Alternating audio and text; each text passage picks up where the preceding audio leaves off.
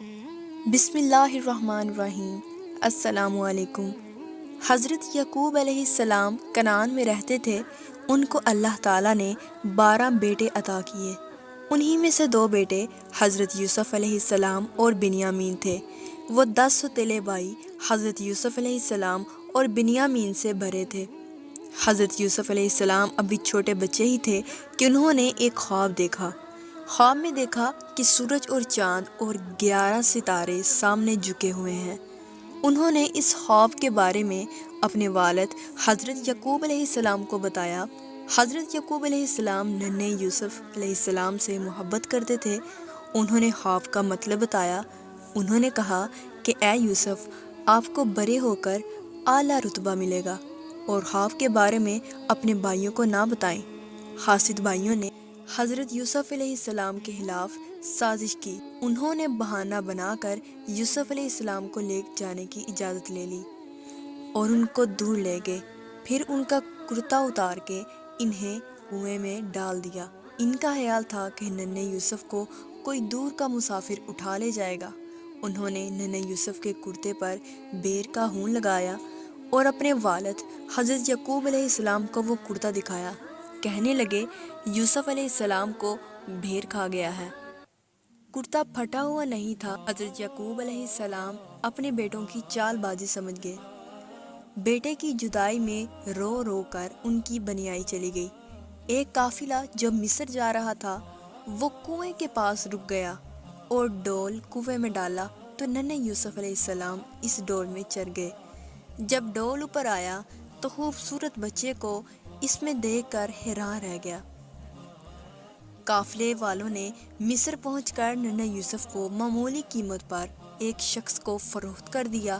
وہ شخص عزیز مصر تھا۔ اس نے ننھے یوسف علیہ السلام کو خوب عزت سے اپنے محل میں رکھا۔ اللہ نے حسن اور ذہانت دونوں سے ہی ان کو نوازا، اور جب وہ پختگی کی عمر میں پہنچے تو اللہ تعالیٰ نے انہیں اپنا نبی چن لیا۔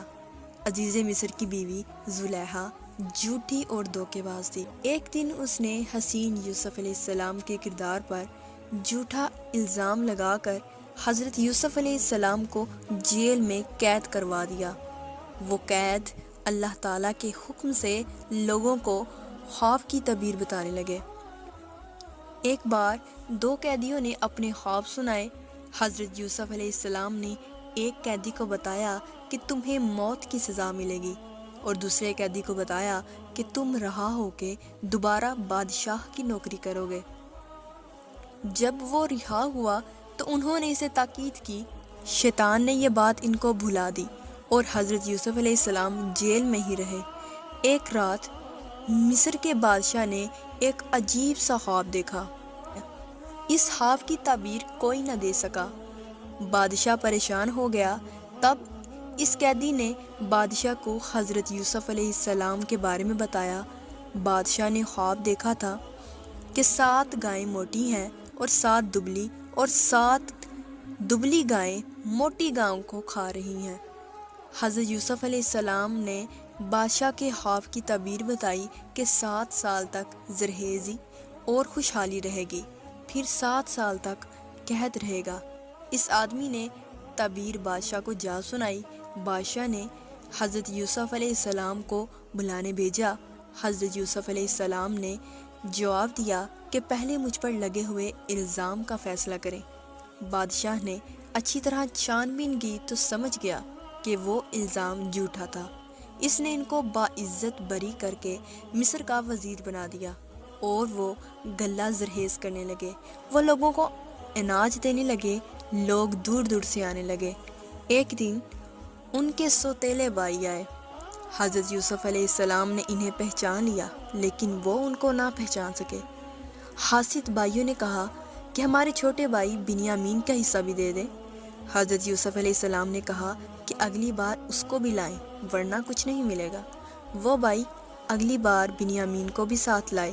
حضرت یوسف علیہ السلام نے بنیامین کو چپکے سے اپنے بارے میں بتایا اور بہانے سے انہیں اپنے پاس روک لیا۔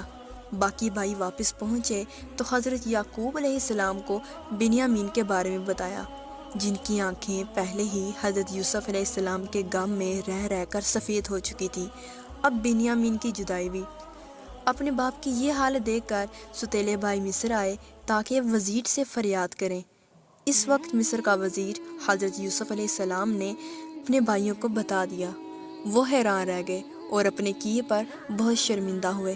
حضرت یوسف علیہ السلام نے اپنے بھائیوں کو معاف کر دیا۔ انہوں نے والد کے لیے اپنا کرتا دے کر انہیں واپس بھیجا۔ کرتا حضرت یعقوب علیہ السلام کے منہ پر ڈالا تو ان کی آنکھیں ٹھیک ہو گئیں اور یوں حضرت یوسف علیہ السلام اپنے والد سے دوبارہ مل گئے۔